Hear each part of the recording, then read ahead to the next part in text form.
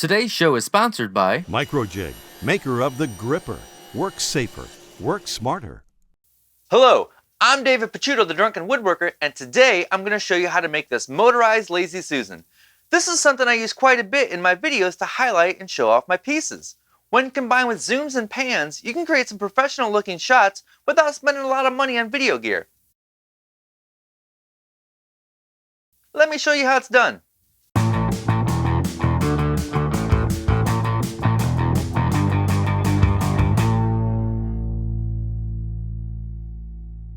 To get started, you'll need a Lazy Susan bearing, a rotisserie motor, plywood for the base, veneered plywood for the table, and some screws. We'll start off by making two 12-inch square pieces out of half-inch Baltic birch plywood for the base.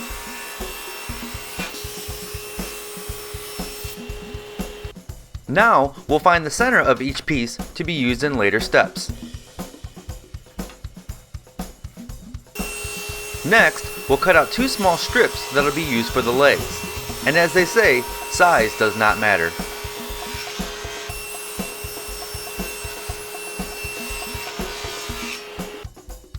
I will then glue the two strips together to form a large L-shaped piece. And yes, I'm putting glue on the end grain without any reinforcement. Don't worry, it'll hold just fine. Once the glue dries, I'll then cross-cut it down to 4-inch pieces that'll be used as the legs.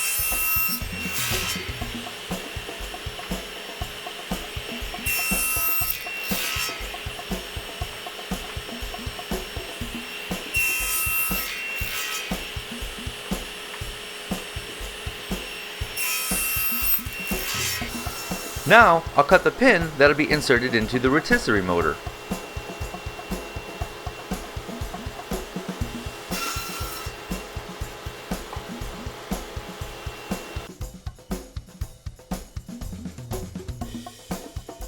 And then cross-cut that pin to length.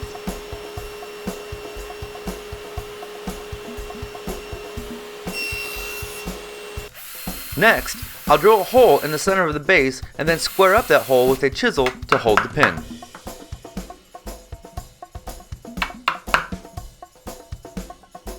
I then hammer and glue in our pin.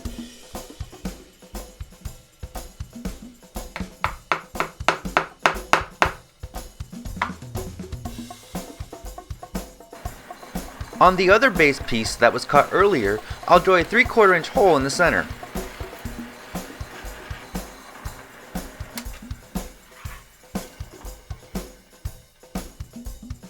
Before we finish the video, I'd like to ask you to click on the subscribe button if you don't already.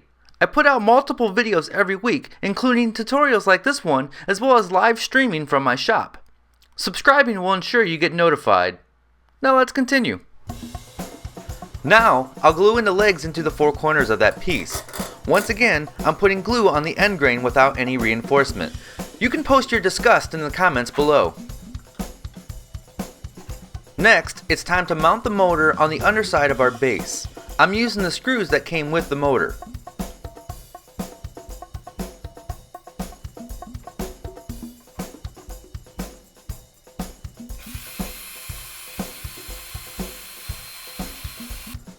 You'll want to be sure that they are countersunk to not interfere with the rotation.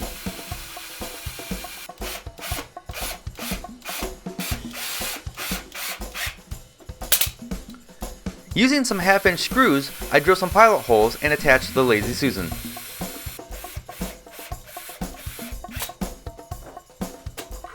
The top assembly can now be inserted into the motor. I found no need to attach it to the Lazy Susan as it just rests on the bearings. Now it's time to cut a 24-inch circle out of some veneered plywood. Here's a quick way to draw large circles with a hastily made trammel out of some scrap, a screw, a pencil, and some clamps.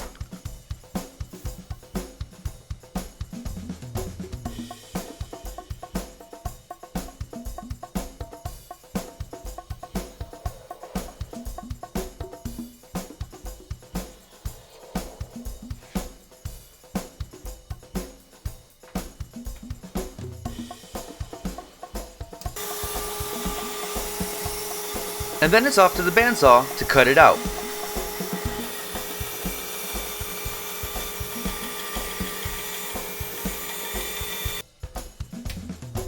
And that's it. The circle just sits on the assembly. Not attaching it makes for easy storage, and I can make multiple tops with different veneers.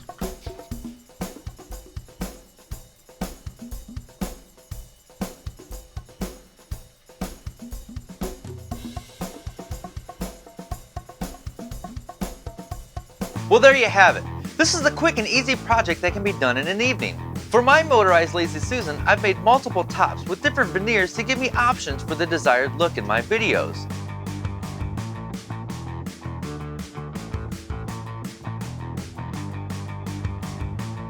For more detailed information and photos, visit my website using the link below. Is there something I could have done better? Do you have any questions or suggestions? Use the comment section to let me know what you think.